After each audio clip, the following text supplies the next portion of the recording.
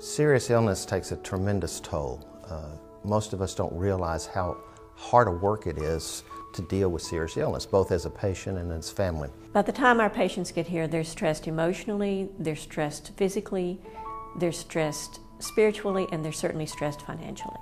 If Compassionate Touch is able to provide 2 or 3 nights respite in a hotel, give people a chance to shower, to rest, to rejuvenate a little bit, then they can focus on the more important issue, which is getting the patient back to a more normal state because of the treatments.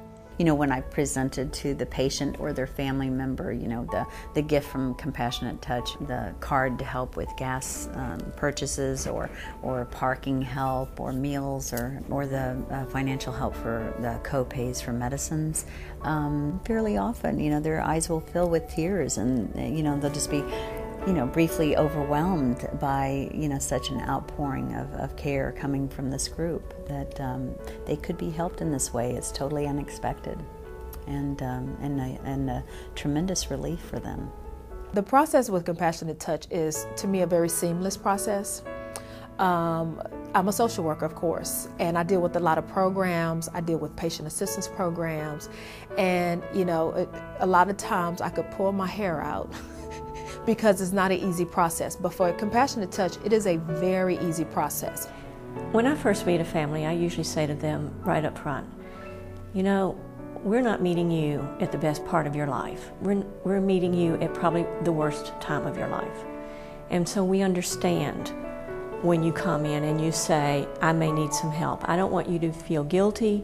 I don't want you to feel uncomfortable if you ask for help, because there's not going to be a problem that you're going to bring to me that we haven't had someone else come down the road who had that same problem.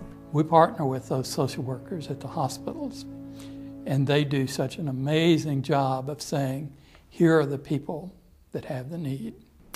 I believe that is just one thing that we as humans, you don't ask for help, or either you were raised that way, you just don't. You go and get a second job, you do whatever you have to do, you know, and so it was very hard for me to take that step.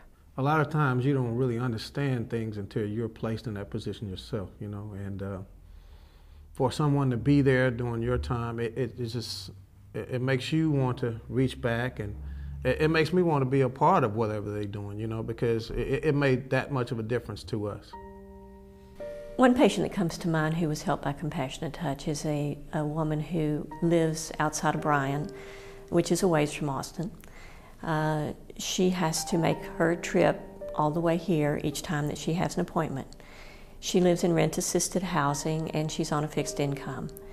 Normally what I do with a patient before I refer them to Compassionate Touch is I talk with them and offer them that opportunity and let them know what I'd like to do on their behalf. And in this particular case, I couldn't reach the lady because her phone had been cut off. So I decided just to go ahead and send in an application in her name to Rose at Compassionate Touch. So Compassionate Touch did respond by sending me a Visa card that she could use for gas or for basic necessities. And again, since I wasn't able to reach her, I wrote a note about what had happened. I put the note and the card in an envelope and I mailed it to her. Now, about 4 or 5 days later, I picked up a message on my telephone at work, and it was this lady, and she was calling, and you could tell that she was basically crying on the telephone. Thank you, Ms. Nancy. I received the credit card today. Thank you. May God bless and keep you always. And bye. Have a blessed day. Thank you. Thank you.